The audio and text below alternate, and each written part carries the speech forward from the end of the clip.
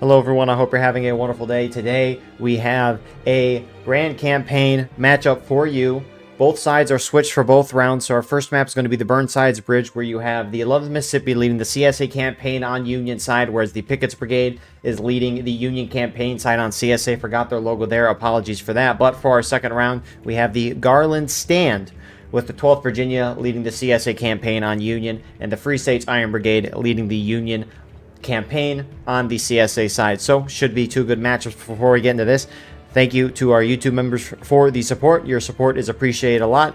And our regiments for today, on the Union campaign side, who's on CSA both rounds, you have the 42nd Pennsylvania, 30th Ohio, Hampton's Legion, Free States Iron Brigade, Pickett's Brigade, 28th Massachusetts, 17th Michigan, the Irish Volunteer Brigade, and the Russian Legion.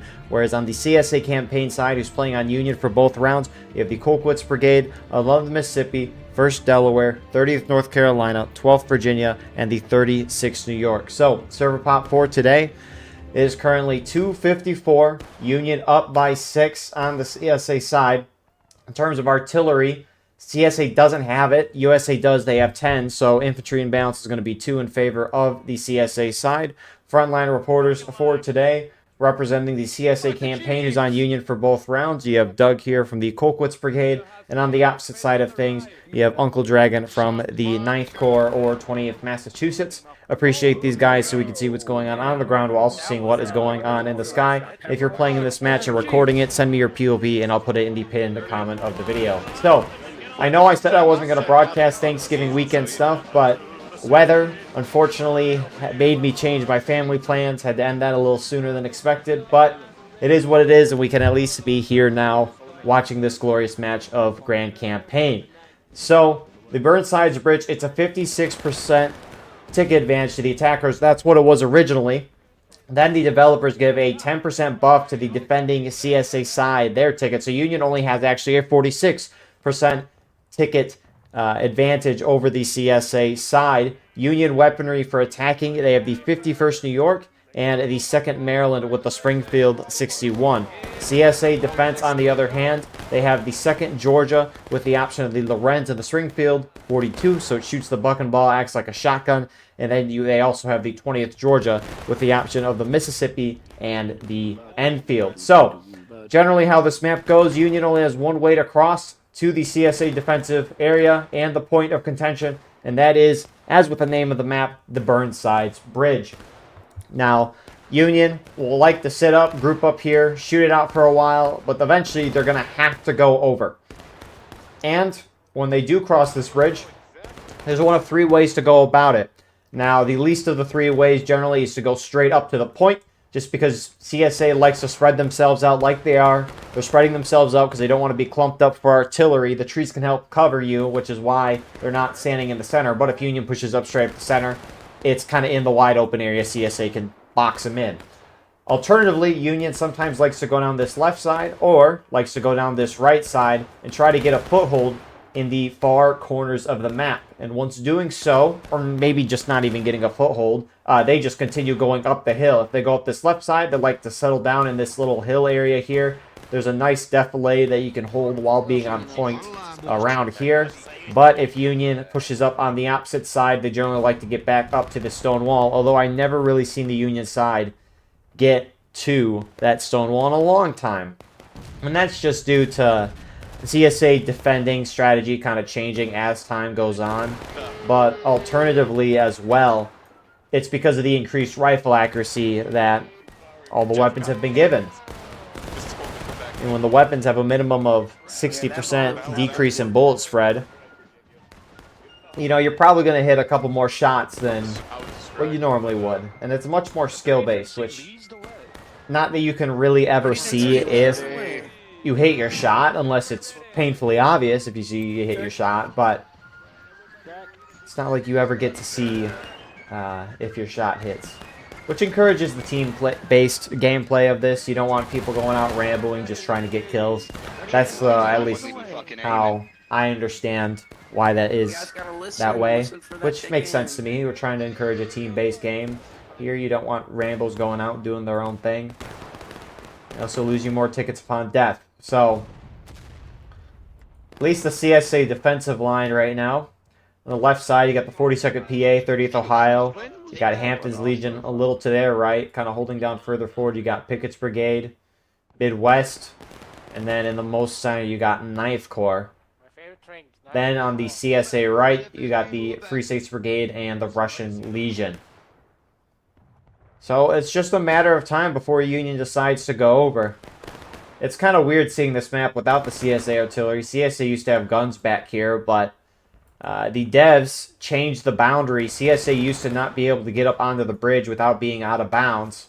And that's the same thing with down here on the edge of the water. But they changed that so they could do that.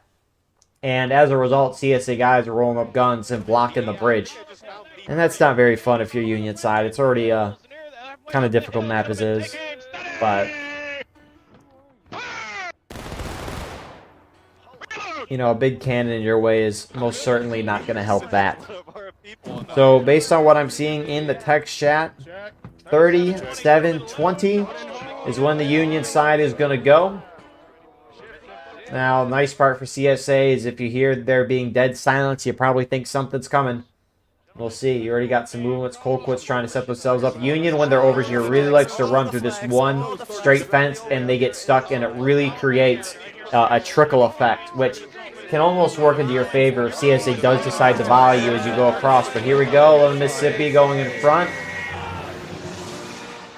And CSA is going to be waiting for him. That's a beautiful arty shot. Oh, shit. Another great arty shot.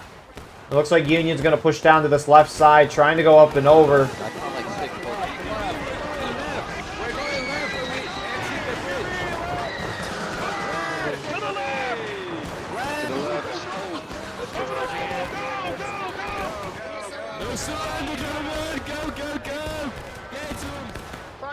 Fuck you, rebel scum!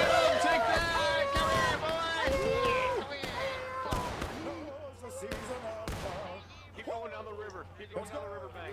And so you can see CSA doing the right decision. You cannot let Union get a defensive position on your side of the bridge. You just don't want them bringing flags over and getting formed up. Now, it looks like Union did not bring their flags, and actually, instead of stopping, they're just going to keep going on the hill. And I wonder if CSA is going to see that, but this is a play from Union. Union made it across, continuing to push up the hill, hoping to distract a lot of the CSA, but Union flags going early here. And some of the CSA catch it. Get flags back. Go through the gap! Go here, go get the flags! So good pickup here from 42nd and some Pickett's Brigade guys. Meanwhile, up top, Union's being charged, but you can see the rest of CSA starting to fall back to the bridge because of those flags being pushed across. Hold the line, boys! Race! Sorry, Hold Harley. the line! Hold the line! And so, I mean, it's a good idea. That's a really smart idea to try to deceive the CSA side if you can. I mean, you run up the hill right away. CSA, you're going to continue following, but it looks like Union flags maybe went a little too far, and CSA picked up on it. And again, right, sure, there's a Union group here. They did end up getting a CSA flag down, but they don't have any flags, and they aren't able to get any spawns. And so, you know, you don't have to worry about them. You more have to worry about guys if they get across with a flag, which Union did get one flag across.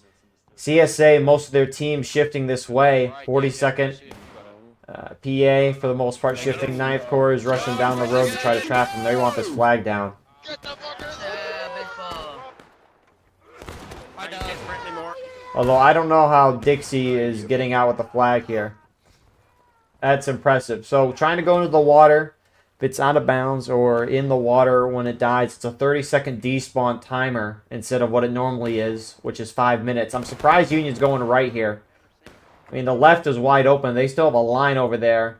Maybe a miscommunication, but they're running into the whole CSA team right now. I mean, I assume Union's trying to get to that stone wall, but if you can get up on the other side of the map, that's where you should, you know, if there's a way over there, you should, but here we go. Boys, there's a ton to the left right here at the back. Hey, Hank, I'm feeling a little wet.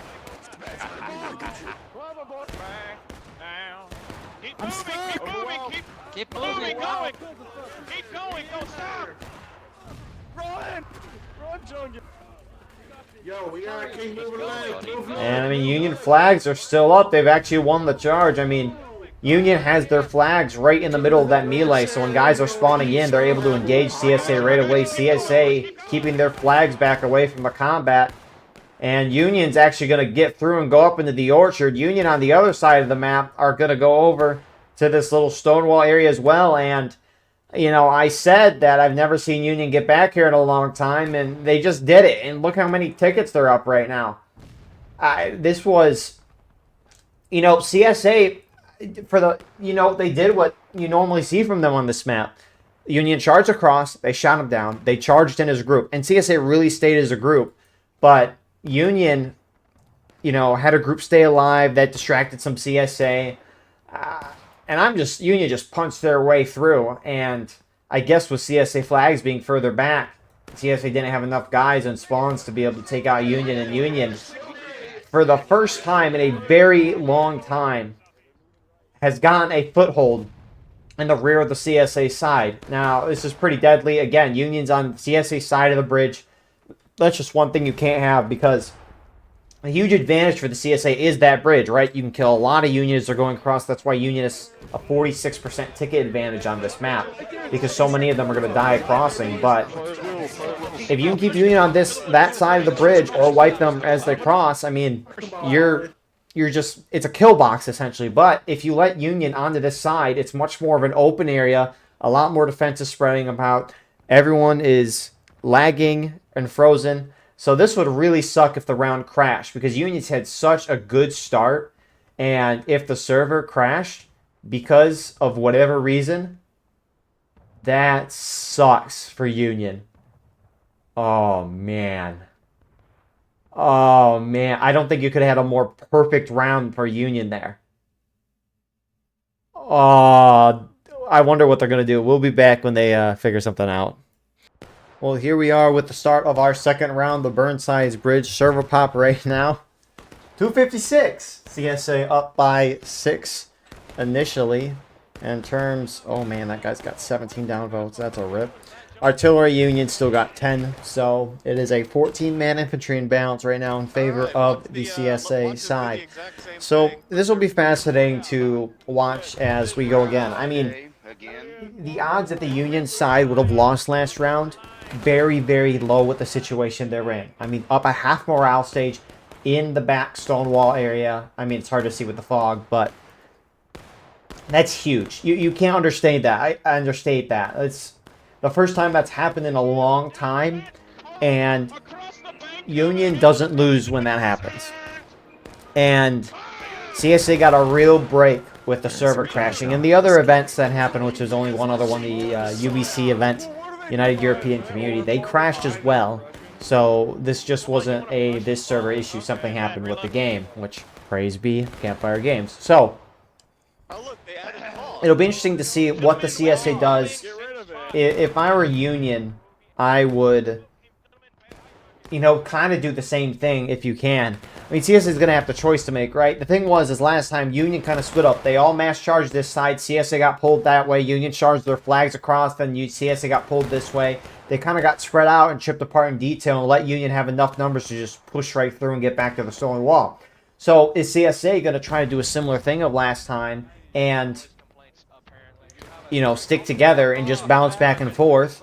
Or what they're going to do is, you know, split up if Union does try to split up again. I mean, we'll see what option they have. There are people in the chat saying to get rid of the fog because we didn't have that last round, which I'm more just mentioning that than giving an opinion on it. I don't know how exact all this stuff for the, at least weather-wise, if they roll for that in campaigns. I know some campaigns rule for weather, or they just have cards or whatever that say that.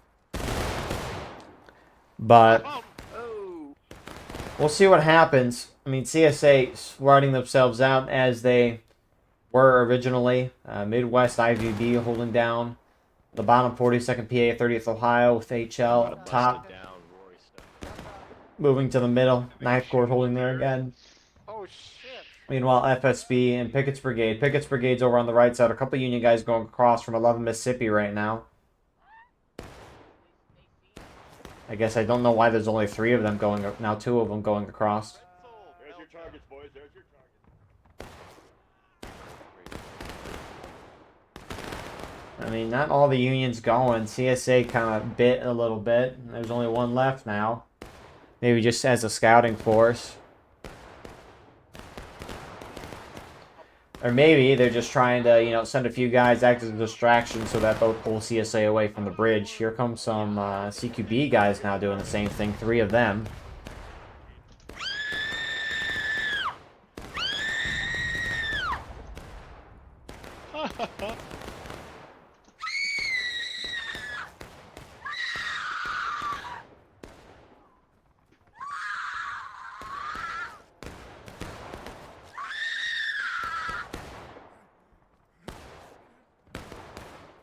I feel bad for the person watching this in an office with no speaker or sorry, with a speaker. That was funny. So, I mean, I don't know if Union's just trying to send guys over and be a distraction to see it. That has to be it. Again, just splitting the CSA forces up. Looks like Union's gonna get going soon, though. Hey, on this lane, boys. Lads, bad X, hold 2, lads. When are we counting? When are we counting? They're not real this time. They're not saying anything. What Bible is 10, 21. And again, I mean, that's kind of the sucky thing is both sides know what each other want to do, or at least have an idea. What will change? What does need to change, though, is the fact that it's not snow in game. I mean, I look outside and there's snow everywhere, and I look inside this game and it's still fall. The timing of these devs with the seasonal events and whatnot isn't the greatest. Like they said, the zombie event was in line with the Steam sale, which is weird. Because why would you end the zombie event before Halloween just because the game isn't on sale? That was confusing. So now you got more 12th VA and Colquitt's guys trickling over. Which they actually got a good amount. Union only has 1 guy through. CSA are pushing down. I really think they're trying to repeat what they did last time, except sending a lot less guys over to do it. Because, I mean, look, a lot of CSA forces are being pulled. Not everyone, though. Maybe about a third of their team right now. Union's still not going. And actually, the Russian Legion's going to pursue this.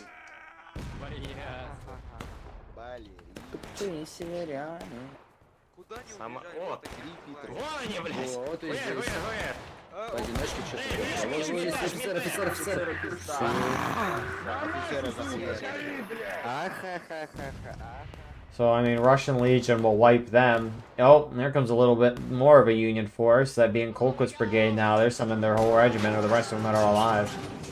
Anyways. Oh, this guy's gonna die to fall damage. What?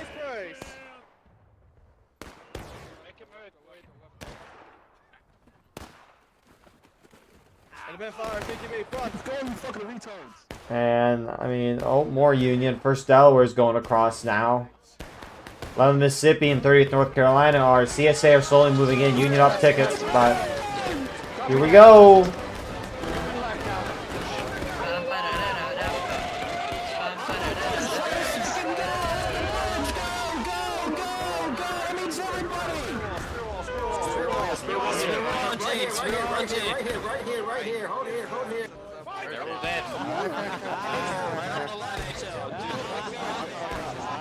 So, some of the Union guys did make it across. Colquitt's guys, at least most closely, are kind of using the trench line here. CSA starting to turn that way. Behind you, behind you. Are you reloading?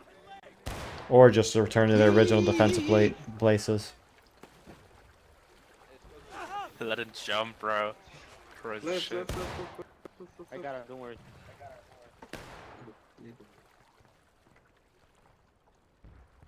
Run to the left, run to the left, run to the left. So, I mean, on top of those Colquitt's guys there that are alive, first Delaware looks like their whole group made it through.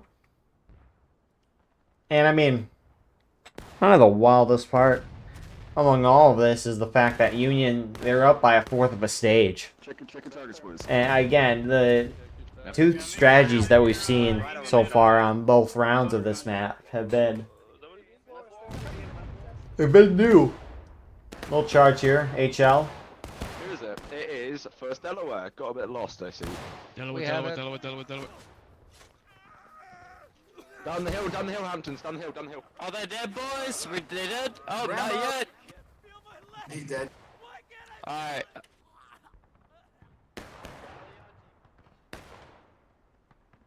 So only those Colquitt's guys in the 130th North Carolina guy are through. I mean, Union can keep doing these type of shenanigans as long as works on time, which time right now is a little bit of concern if you're Union side. Just prepare. Here we go. We'll do it live. Let's go, CQB.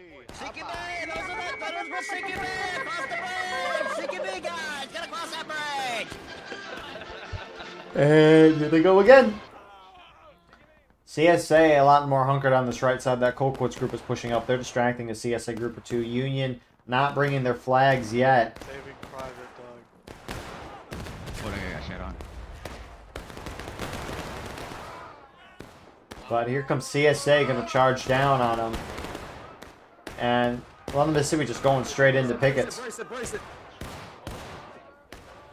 Hey, Union guy, look behind you. Let's get him off the riverbanks, boys. Kill the man cannon.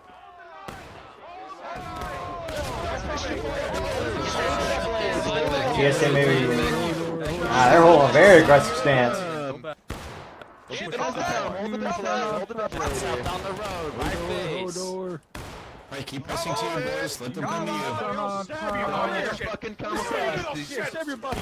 Yeah, I should kill back 60 you with my Keep shooting fucking... 40 second. Brace for charge.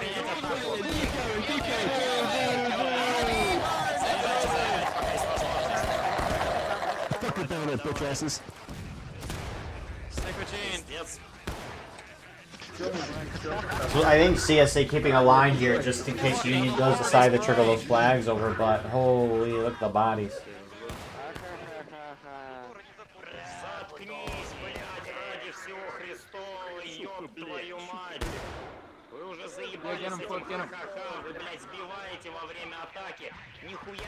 So, we'll see how Union wants to pick it. Union slightly up on tickets, but that ticket gap is, you know, a lot closer than what it was before then. But, I mean, Union really trickled in there.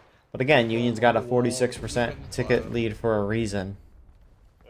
But yeah, Chungus, what is it called? It would have been cool, like, to get one shot, but then when they're all clumped up waiting for us to charge, another shot happens, it just, you know, it splatters them. Oh, okay. Face it.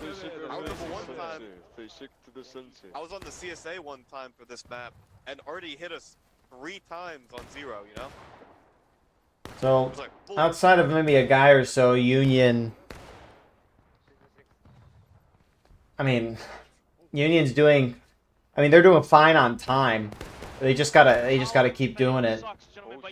I mean, CSA are doing a good job of wiping decently fast, and I mean, Union hasn't sent the flags across yet, which I wonder when we're going to. 36, get on that wall! Not to stone, not to stone. 30th. Alright, guys, shoot Straight ahead across the bank on the wood fence. They're all hiding through there in that bush. See a body, shoot a body. Make sure you got reloads, bayonets, gentlemen. Fix bayonets. Bayonets first, gentlemen. Bayonets first. If you've just spawned, bayonets first. And Union sending another group, 11 Mississippi going up again. 36.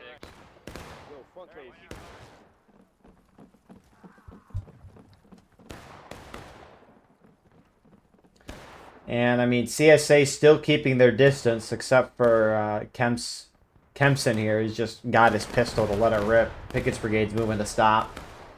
11 Mississippi. And CSA are collapsing from the top side.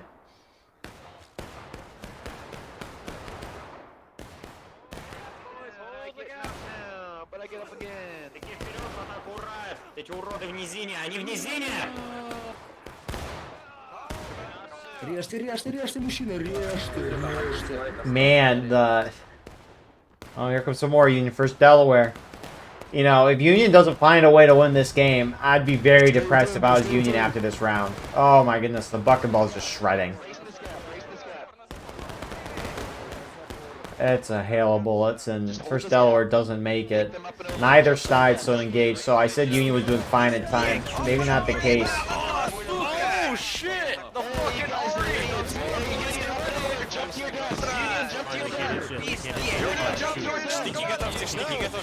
never surrender. I will keep stabbing you. Yeah, you're dead. Never surrender. Hey, Union guy, you're dead.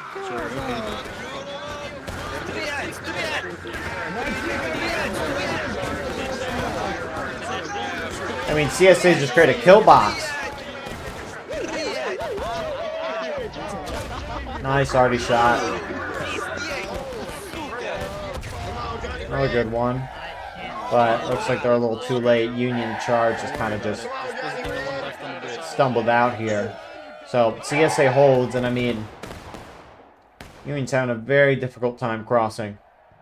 I remember during the 1776 event watching a match where the CSA lines just held up on the bridge in double rank, or triple rank maybe, and the front line was just kneeling, which was awesome to look at.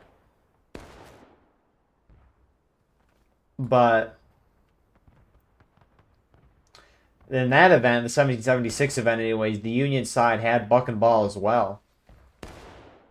And so Union was able to shred those lines and actually win. When I say Union, I mean the Colonials versus the British. 36. Always say those words. But I mean, in this situation, I mean, Union doesn't have the buck and ball. They just have the rifles, which, you know, they still, you know, can kill a person on a hit, but a shotgun at close range is going to do a lot better than that. So CSA side's completely spread out again, just to hide from arty and from infantry fire in the meanwhile. We may as well. Company, checks when ready. Yeah, Jerry, get the fuck out of here. 36 on the wall. Hold it Not ready, lads. too stone. Hold it ready. So I don't want time is starting to become an issue for Union. And I mean, you could say early cap, but they got to beat the CSA off the field completely to do that. And that's just, it's just unlikely to see. Because, I mean, even when Union in the first round got to the back of the CSA lines, I mean, they still hadn't pushed the CSA out of this area.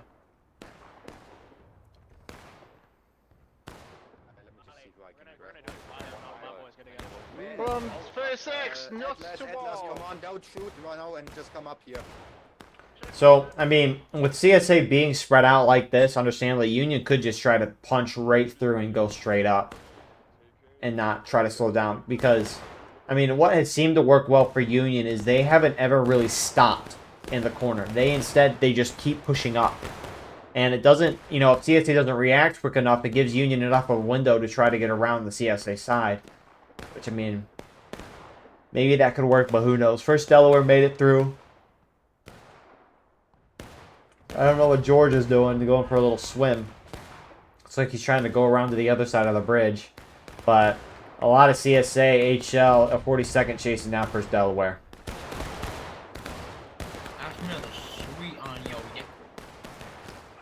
And, I mean, also, it looks like Union, this is a fascinating thing as well, right? They send First Delaware over here, they sit there, and CSA charges in, and then you got Colquitt's over here just letting a volley rip into the CSA that charge in. Again, Union's doing really, really good on tickets. That ticket gap's starting to grow back in Union's favor again by a significant amount. But it's just a matter of time again. That's just the issue.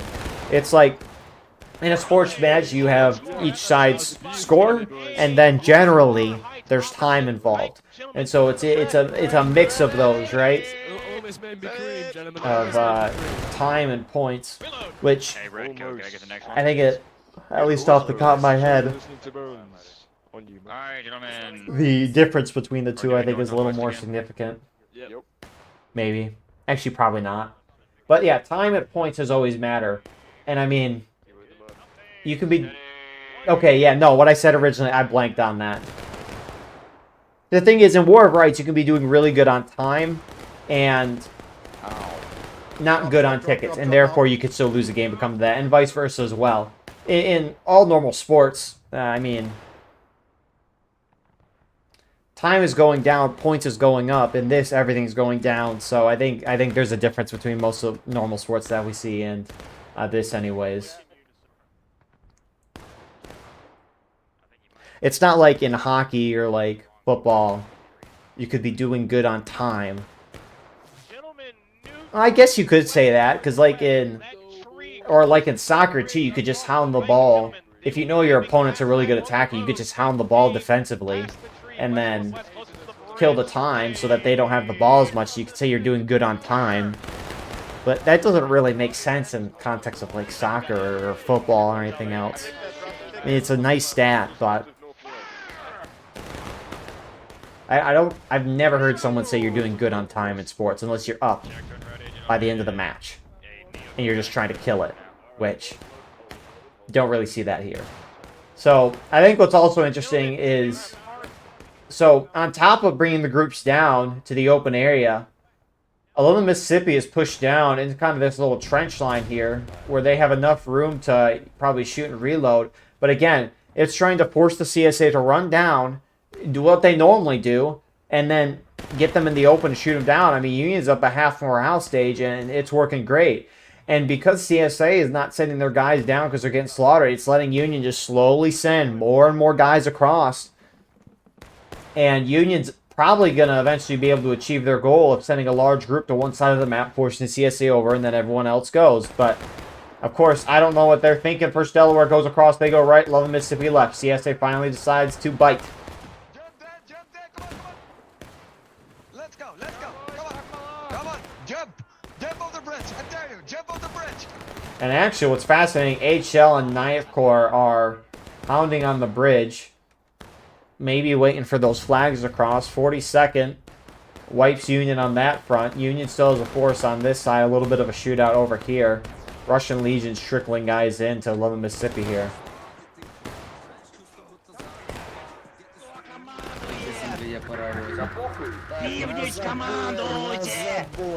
It's a little hard angle for them.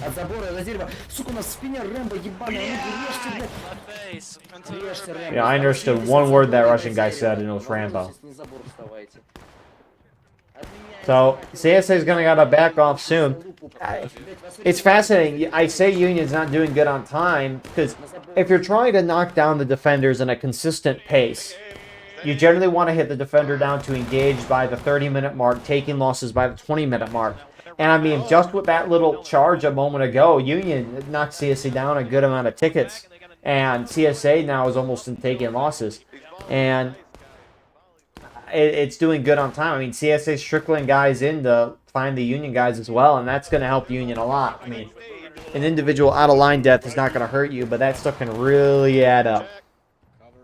Really add up. Oh, I see their flag movement to the left of the bridge. Where's the 11th?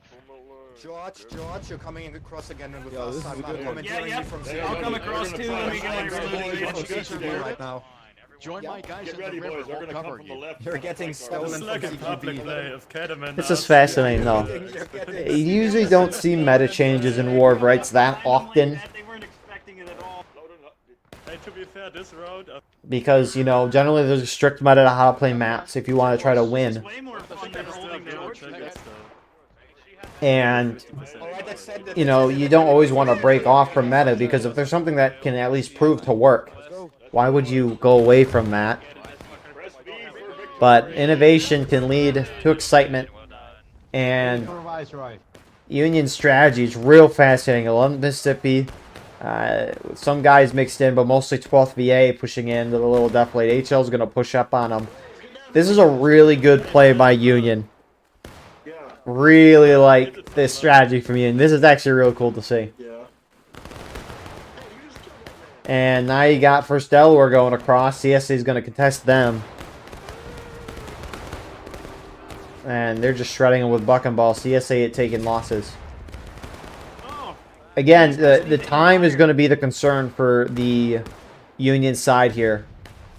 That's going to be the concern. And so if I'm CSA side, you know, I don't push myself up unless it's absolutely necessary.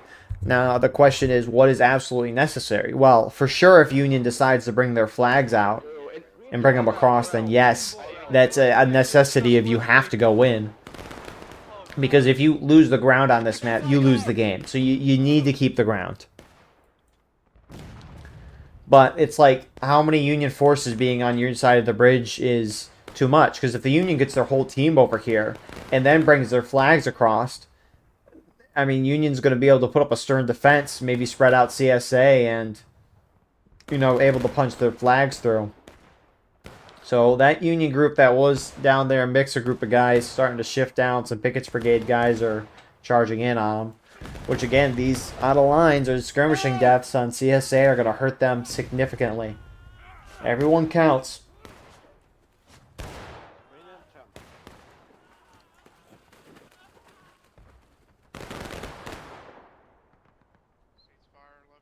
Did we lose the trench? So, looks like, from what I see in the chat, 18 flat, so 20 seconds. Union's going to charge, and they're just not going to stop.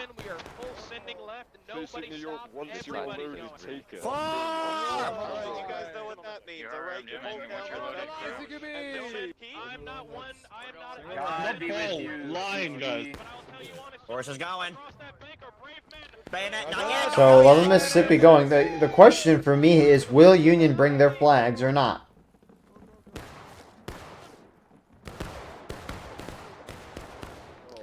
Which, looking out over here, Union's bringing a lot of their guys no flags. Which they don't need to bring their flags if they're trying to draw CSA in, because those flags will respawn people quickly. And then they can bring them forward. Here comes CSA.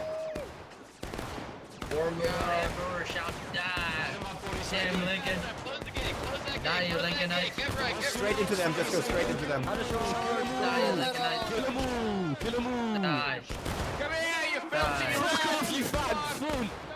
So CSA's got the hold on the bridge, but a large Union floors.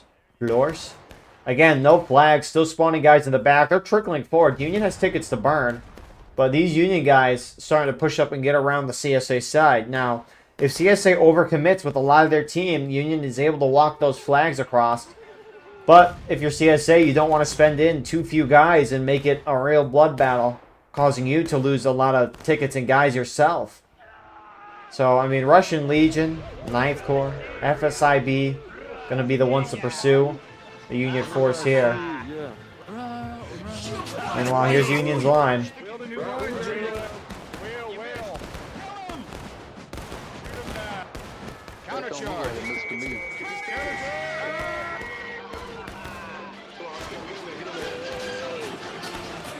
And so, I mean, even if the Union side loses this charge, they're bringing CSA tickets down. They can afford the ticket loss. While that's starting to trickle out, Union now brings another wave across the bridge. Still no flags being bought across for the Union side. It looks like all those respawns grouped up are now going to hit this for a second time. And again, CSA has to commit forces to this bridge side to prevent Union from bringing the flags across like they did last time. And here are those flags. CSA has to stop these flags from getting across.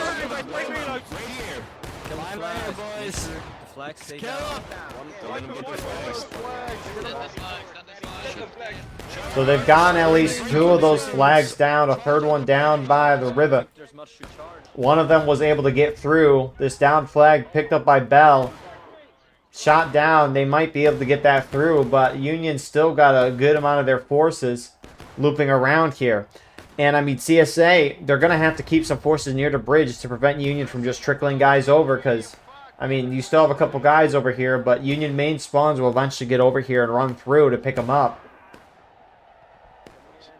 And so CSA has to commit forces here, but Union at least has one company that's going to be able to spawn in guys. And for the Union side, that lucky company is the 36th New York and 1st Delaware.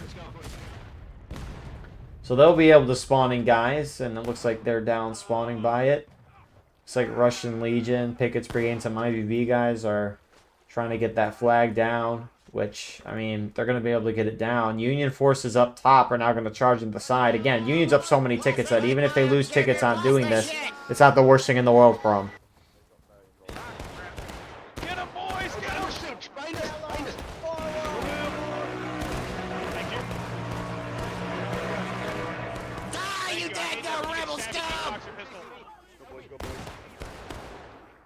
Keep pushing! Keep pushing!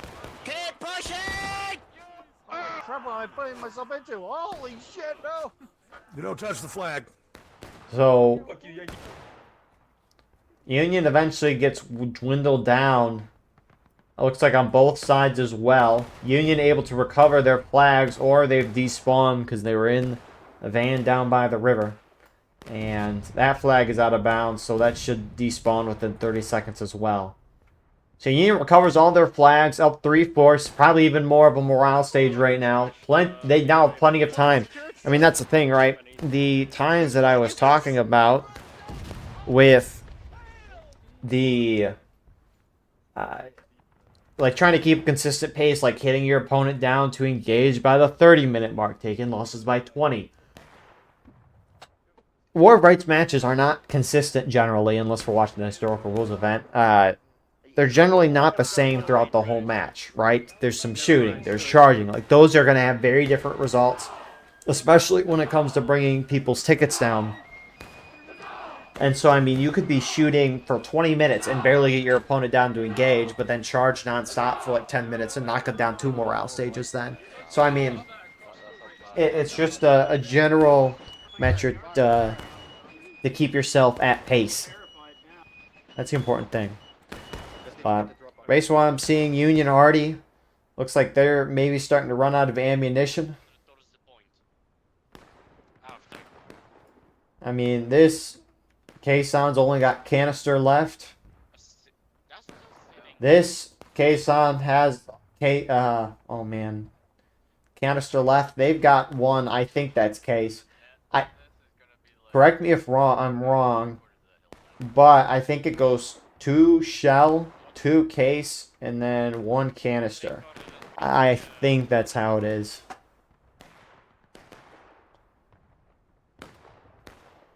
But you know, this is why we make the War Rights tutorial video, so I can refer to that. Which, next summer, I gotta make another one of those. Do it every other year.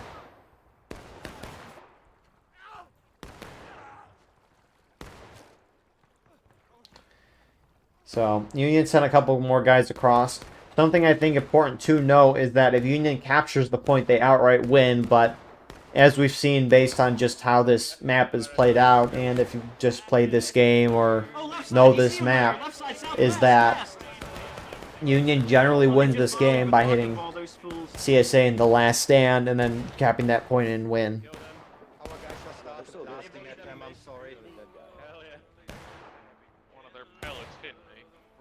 Yeah, me too. That holiday was a couple days ago. You get ready to send it across again into the ditch. Fuck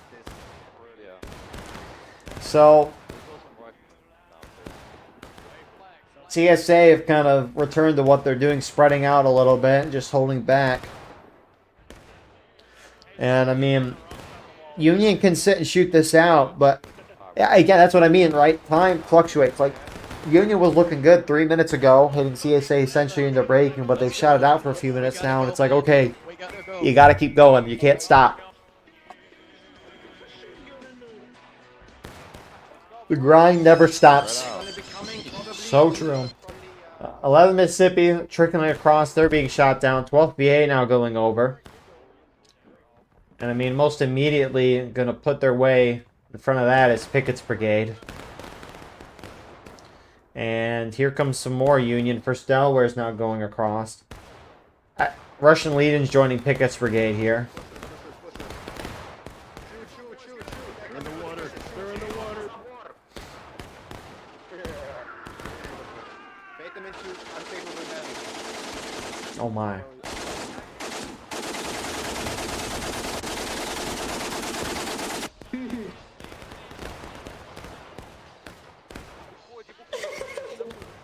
Impressive number of kills there. Who knew you could bring a machine gun in the War of Rights? People have hacked the game before and done that, where they'll just keep shooting, no reload needed. They just shoot, shoot, shoot. But here comes Union again. They're full charge in this.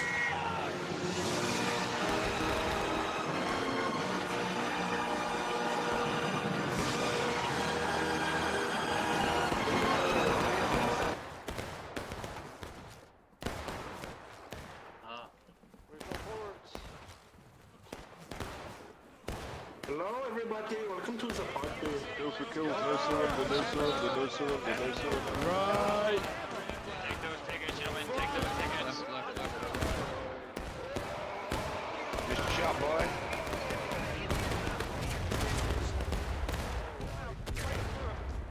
Go down the riverbank. Down the riverbank. So Union getting you know, about a regiment or so. Oh, here comes the second wave of Colquitt's going in.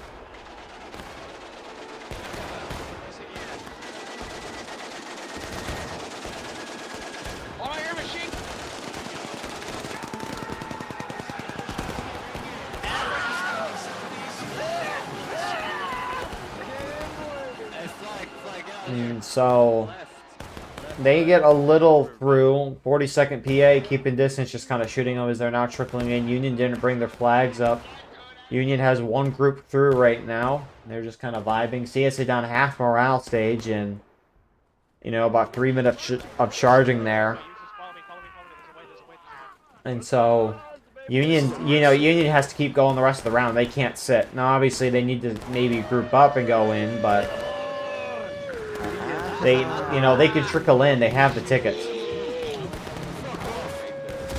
Nice, already shot.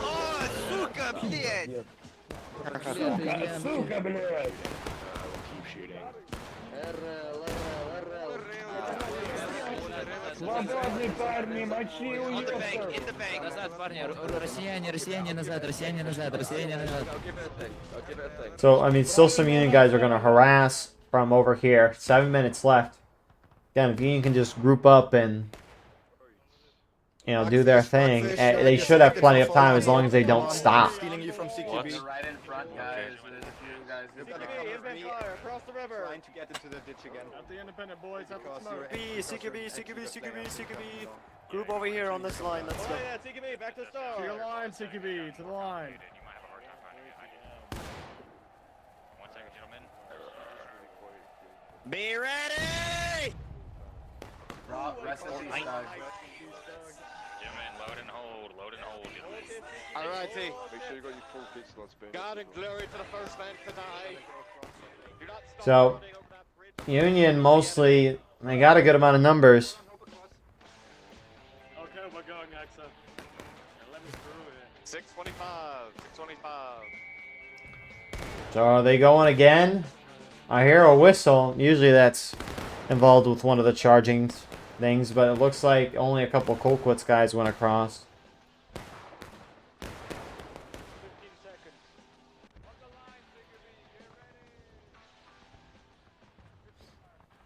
So, I mean, 30th North Carolina and some Colquitt's guys make it across.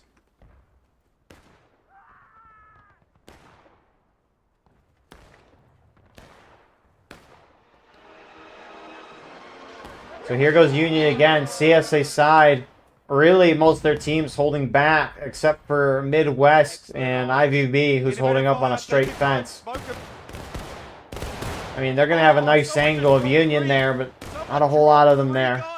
And that's a lot of Union making it through. But again, I think CSA is trying to keep distance, but you can't keep distance with Union trying to get on this side. CSA starting to trickle down to the bottom here. FSB in front. They're going to get the hammer. So they get wiped. These spread out CSA tickets, they can't afford it. I get they're trying to sit back and then trickle in to defend, but that's not how you're going to do it. CSA, it's kind of a mess here in the woods. Union kind of end around them. Russian Legion holding that extreme right side of the CSA line, but they're about to hit last stand as Union is getting on the point.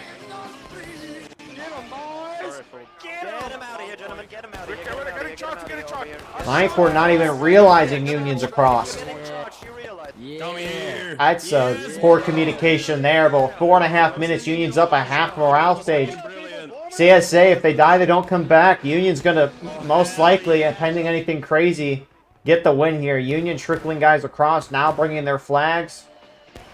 CSA charging on the point, and it looks like they're going to try to hold it with the last strength that they can.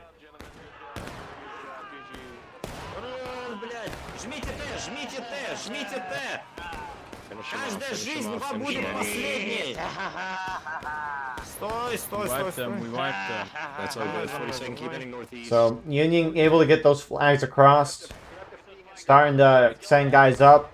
CSA, if they were dead when they hit last stand, they automatically spawned in, so they got a little bit of wave of guys left. CSA needs more bodies on point when the clock hits 0, but that looks like it's not going to happen here. Come here, you rebel scum.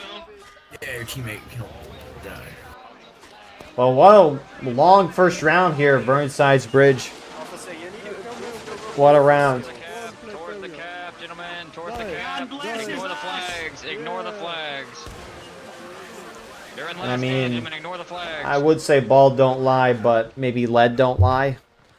After what happened in the first round, if you want to call it that, and this technically being the second round.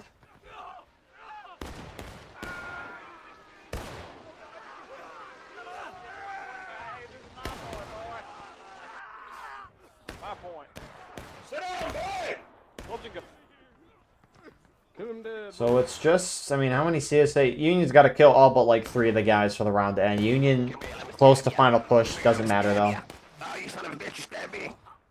Oh, you gonna let this guy beat you this? Die, bitch.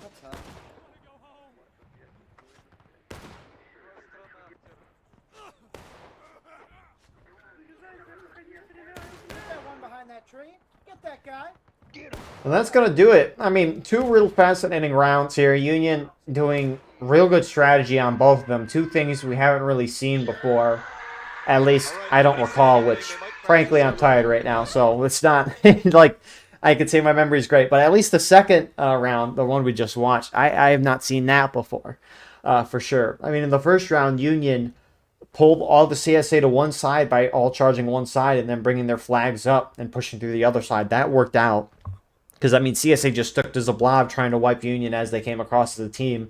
So that was fascinating. But this round was really interesting because the Union side just kept sending groups of guys across, not doing full charges, baiting CSA to come down on the edge of the water, and then from the other side just volley into them.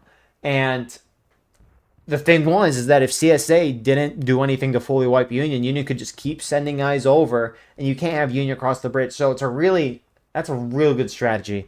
Based off what happened in the server crashing, I mean, I'm personally glad that Union won this because that really sucks to have that happen. But I mean, they definitely earned the win. A lot of skirmishing deaths for CSA as well. But anyways, we'll see how shortly for round 2. Here we are to start the second round now. Garland stand.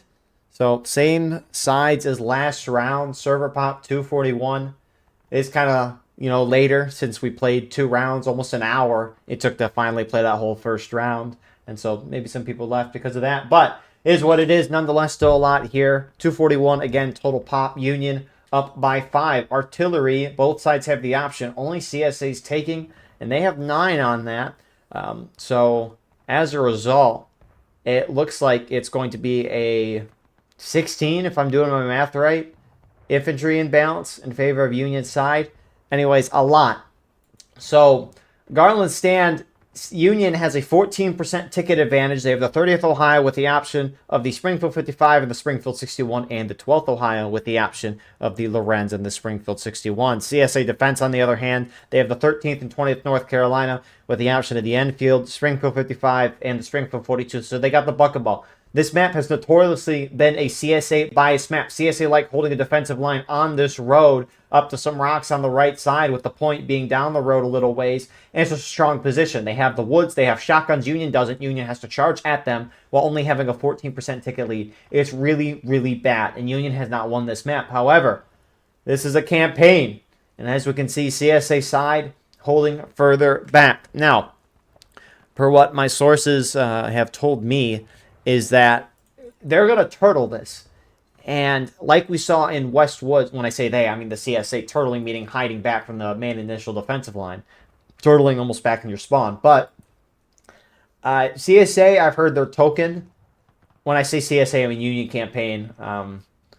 The guys leading this token, which, for a reminder, again, that's going to be Free State's Iron Brigade leading the USA campaign token on CSA, 12th VA leading the CSA campaign token on the Union side. But CSA is trying to avoid too many casualties. And so, you know, they're trying to hold back, turtle in a sense, hide from the Union as much as they can. And I heard a rumor as well that they might try to do what we saw in West Woods a few months ago in this event, which if you weren't there for that or not remembering, the defending side token was weak on numbers, and so they just wanted the round to end as quickly as possible. And how do you do that if you're a defender? You spread out as much as you can and keep dying out of line non-stop. It was chaos. Not really seeing that here so far, but in terms of the CSA defensive line, you got Midwest holding down on the stone wall.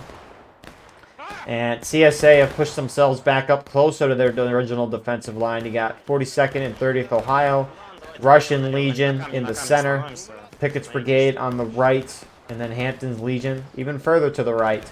And even further to the right of that is 9th Corps. So I don't know why CSA, you know, they started off back and then they pushed up. Maybe because they didn't see the Union pushing it. I don't know. But we'll see how Union wants to play this map. Again, Union, you got 36 New York heading down the extreme, CSA left, Union right, 1st Delaware kind of shooting it out in the center, rest of the Union holding left. But Union in the past has traditionally played this map one of two ways. There's two ways to play this if you're Union. You shoot or charge. That's most maps, but it's more so important here because Union generally wins in a shootout. I mean, so far this round has been a shootout, and you can see the Union side is up on tickets very slightly. Union has those rifles, which are going to work very well. CSA has the bucket ball, which again is going to be phenomenal in this map. But when it comes to a shootout, the rifle are probably going to do better than the 42s. And so the issue though for Union is since there's so many trees and defenders can generally spread out, is that they, you know, they're not going to be killed at a quick enough pace. Kind of what we were talking about in the second round of today, where you can be doing good on tickets but not doing good on time. And time really is an issue for the Union side of this map. And how do you bring the defenders' tickets down a lot, or really anyone's tickets down, is you charge. But the issue for Union is they're charging in straight to shotguns in woods, and that is just not good. So Union likes to sit and shoot it out on this side or charge. Union sometimes, very rarely, but will sometimes like to make a push on this side of the map. They can cap the point on the stone wall around here, which, you know, they could maybe take advantage of.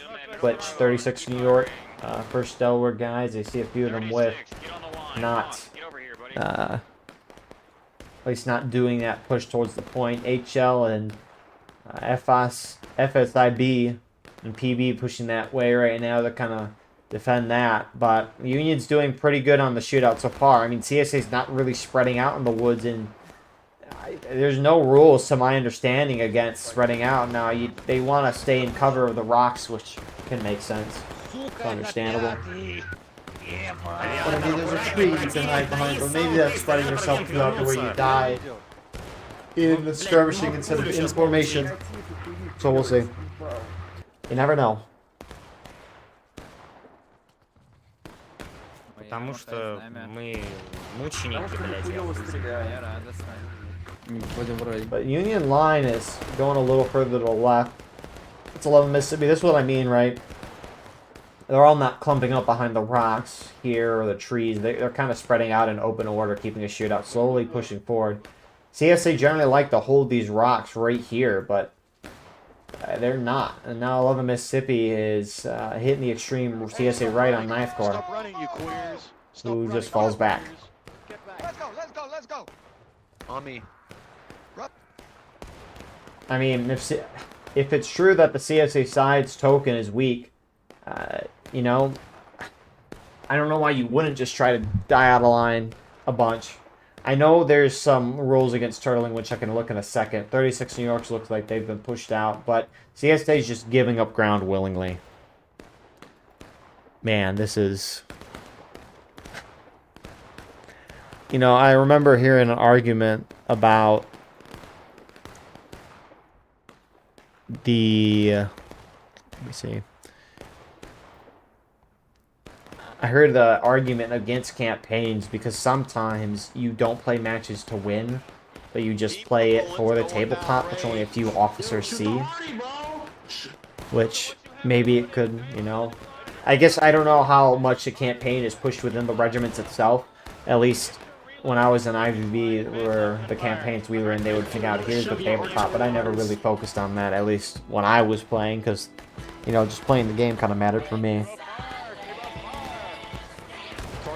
But, I mean, CSA is just giving up the ground, and CSA could win this map if they want to, but for whatever reason of the campaign, they're playing a lot differently than what we normally see, and I mean, right now, Union's up by a fourth of a stage, and they're likely going to win this one, based on just what I've heard from the pre-plan and how it's going right now. So, the rules in the Grand Campaign server Discord say that turtling will not be permitted. Turtling is classed as hiding out of bounds of the enemy, hidden where you are unable to be actively engaged with at least gunfire. If a side is seen turtling, an admin will take to the sky and judge whether or not it is indeed turtling, and then it just talks about punishments, among other things. And this is a half turtle from CSA. They're just willingly go with the ground, but they're still in fighting range of the Union side. And I mean, turtling would mean going back to their main spawn, which is somewhere over here, and just kind of hiding. It's out of bounds for the Union. Union can't charge CSA spawn, but this is... And after last match, too. See him there on a fallen tree trunk.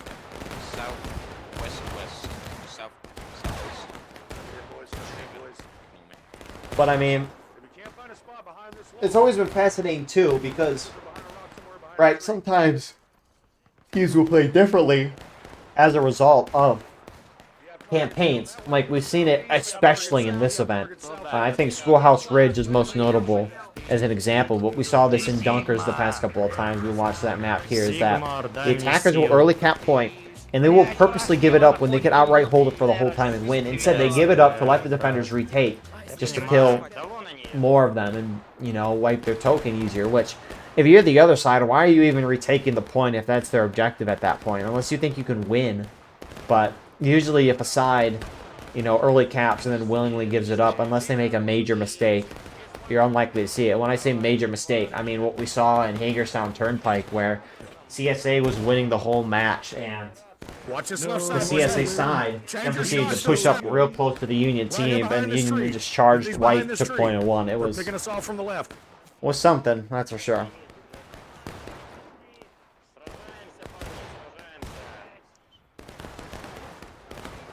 A little volley. So, I mean, Union's just creeping their way closer. CSA holding back. Maybe just killing time here. You'll note CSA still has the point capped, even though they're nowhere near. You can cap it again from all the way down there.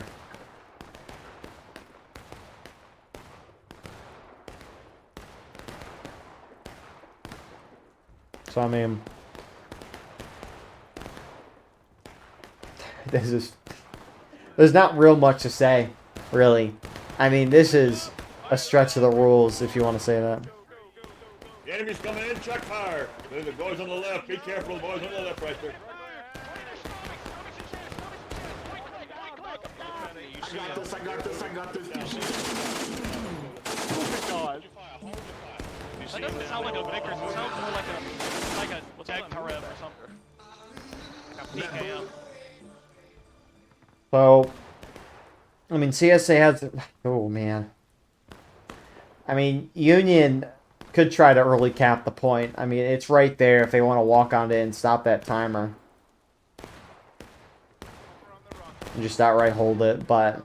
Especially if they're trying to deal token loss, an early cap could be a way to force the CSA out. But, I mean, CSA could just not engage that and just keep where they're at. So, Colquitt's starting to push up. Probably closest line to the CSA we've seen from Union. You can see at least some of that buck and ball doing damage. And Colquitt's obviously doesn't want to get hit by that, so they back off. CSA close to engaged. Down a half morale stage.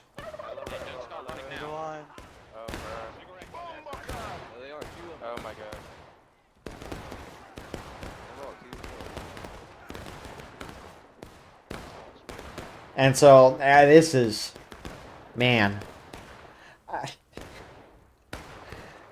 I mean, the thing is, too, there's not much to really learn about what's going on.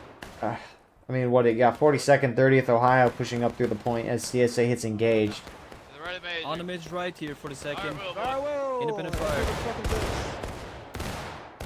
Oh. And that's a nice little volley there, but they're going to back off.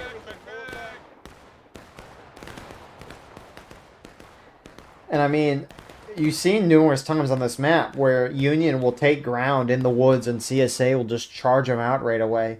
And they can do it with the buck and ball they've got, which we'll see an example probably here. 36 New York's pushed up. Here comes 42nd, though. They've come over the wall. They've come over the wall. Like one person. They're over the wall. Yo, look left, boys. Face left, face left. Brace, brace, brace, brace, brace, brace. Yeah, get the fuck Countercharge, out of here. countercharge, countercharge. Which I stand corrected. I guess 42nd and the IVB guys with them didn't have shots. Yeah, nice fucking charge. So never mind, 36 wins that. I guess you can't underestimate them too. But man, this is...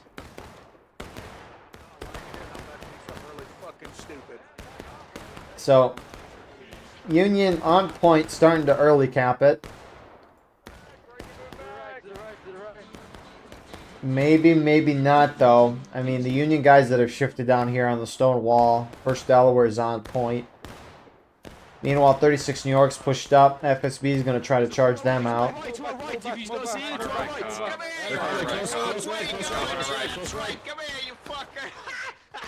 can't kill me.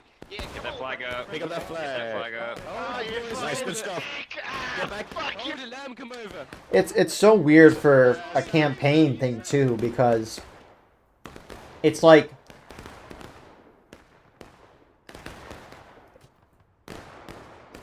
it's just these situations are weird because if the defending side or any side is, you know, their token's about to be wiped, you're still forcing them to engage when realistically that wouldn't happen. And so you like CSA here wants to turtle, but there's rules against that. Which the rules against that I think were made when they played Anderson's a long time ago, and the defending I think it was Anderson's defending Union side turtled, and then CSA eventually capped the point after like 10-15 minutes of trying to shoot them down, and they couldn't. So then they capped the point. Union then pushed out of the spawn, knocked CSA in the last stand, retook the point and won. Of course it was. Of course it was Baron. It's just, these type of situations are weird. And you can't avoid the situation either, at least me initially thinking you can't avoid it. Because you could say, well, if your token's under 200 guys left, then you get wiped automatically. But then if people are at 500, they're going to worry about that and then do the same thing here. And if you say, well, we're going to change it to 500, the same thing's going to happen when a group's at 800. You're just inflating it at that point. So it's weird. Because you're forcing someone to play in a scenario that they would never play in and will want to back out. But I guess that's, that's for them to figure out. I just work here. So Union did early cap. Since CSA is in engage, it's 12-minute counterattack. So if the gold timer hits 0, they'll win the game.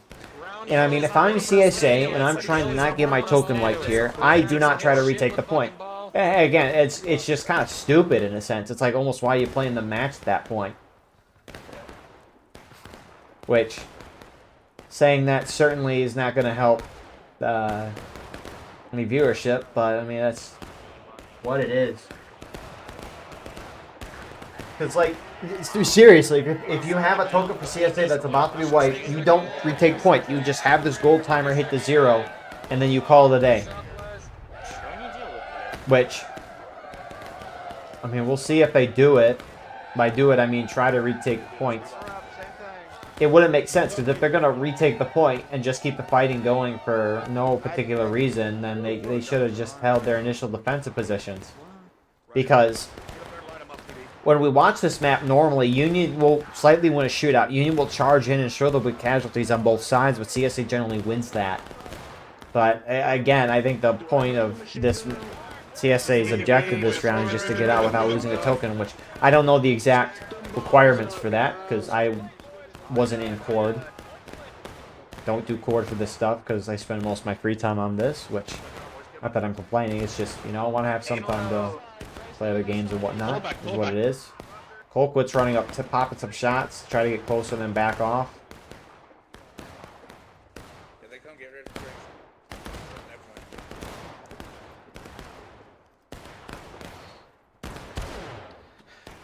But yeah, it's weird. This is weird. I don't like it.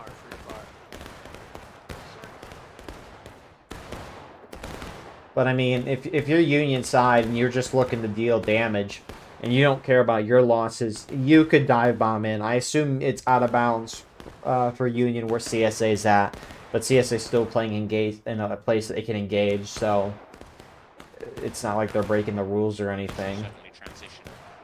But Union could just throw bodies in and charge in at this point, just to deal more casualties to the CSA side.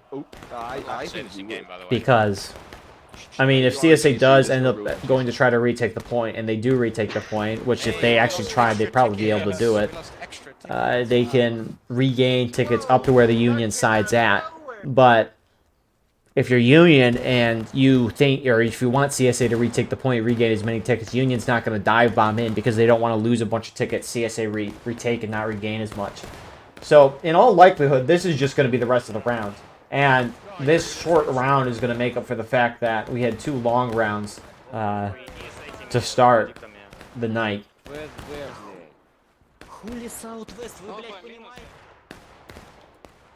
But man, this is something.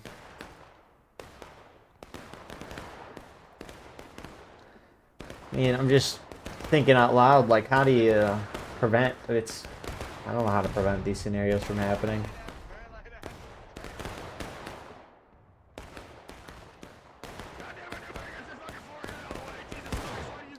I mean, CSA can easily retake the point if they want. Anytime Union's pushed across, CSA's been able to charge them out. I mean, if you just even look it up, Union split up across the map here, and so CSA could just charge one side and completely wipe through.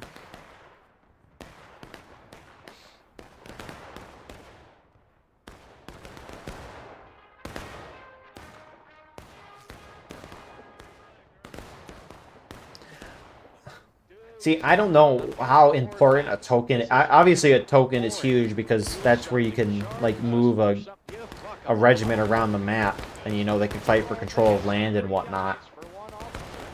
But I almost wonder if you could make a trade. Like, if your token gets under a certain amount of guys, you could be like, you could trade this much manpower for this many resources that could be applied to tokens somewhere else or something like that.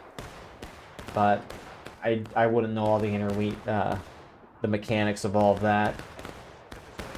I mean, tabletop rules actually isn't that long compared to what I've seen some other stuff. I'm saying they could be talking about a pack of cigarettes. Like, you know, it's a real 50-50. Right, I'm a fucking camp. I'm with. Oh, this ain't crouching, I'm just ducking.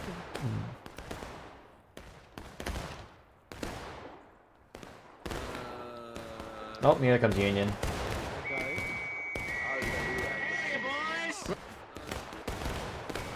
that's not very nice. Yo, come.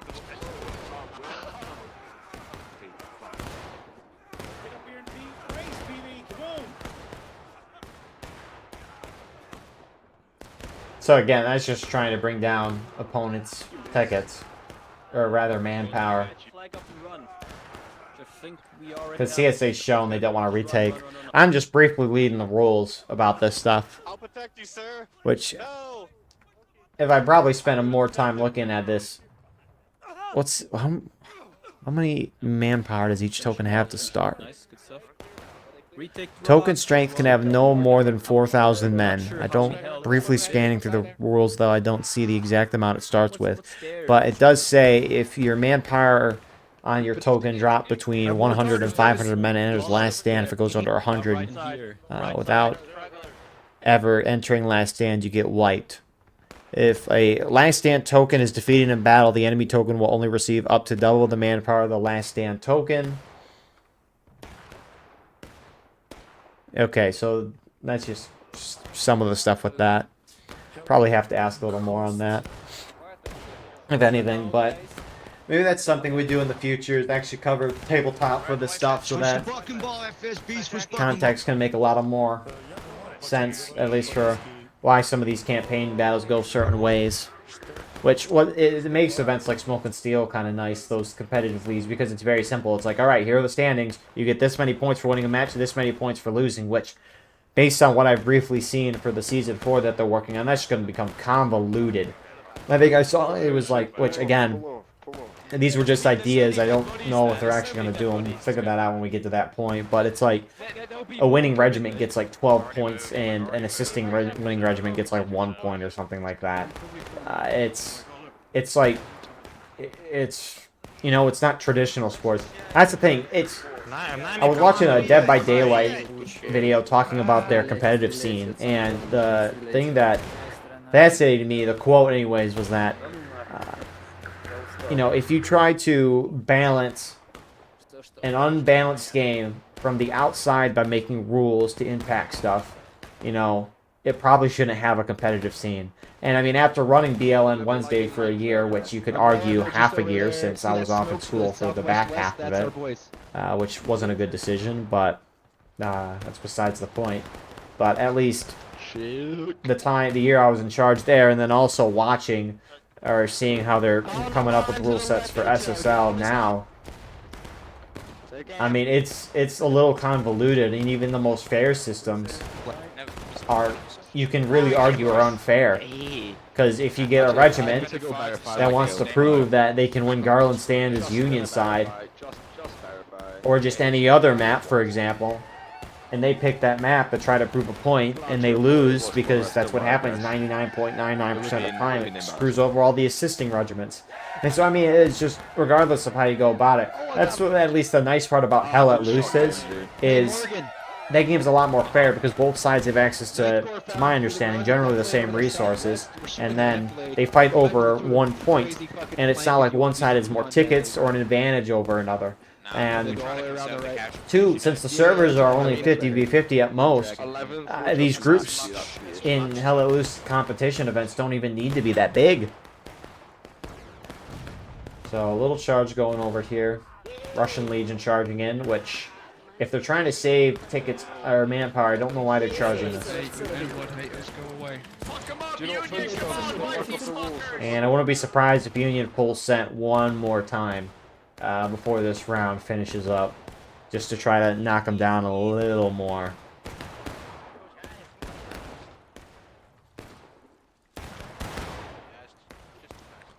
But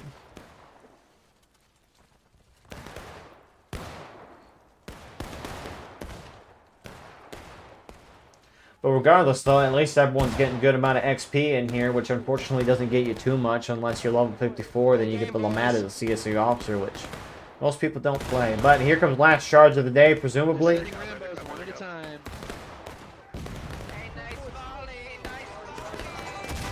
Oh! Look at the bodies. Holy shit, holy fuck, holy shit, holy fuck.